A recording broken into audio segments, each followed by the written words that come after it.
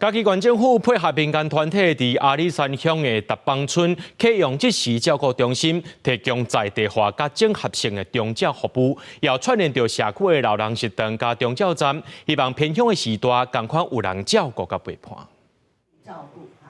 嘉义县阿里山乡的达邦村是阿里山族族上大的部落。将来原本的卫生所搬走了后，天主教中华圣母社会福利基金会用7年的时间整修内底的空间，成立日照中心，要来照顾偏远山区的原住民长辈。这日间照顾的设备设施，阮拢教阮伫山骹用的同款，拢是针对这老人适用的、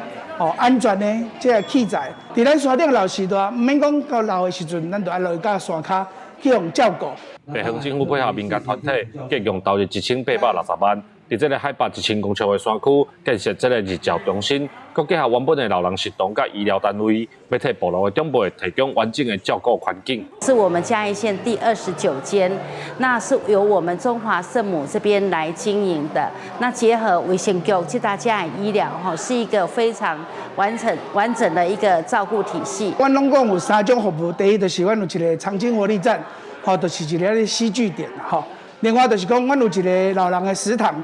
那这个日间照顾中心呢，照顾的就是较适龄的老人，所以讲，阮为健康的老人照顾到适龄的老人。嘉义县政府社会局表示，这个日照中心的服务范围包括达邦、罗野、迪维亚、士地甲里甲等部落，结合山区现有的居家照护、巡回医疗，希望让山区长照的服务会当符合在地甲方便的需求。记者林慧婷，嘉义报道。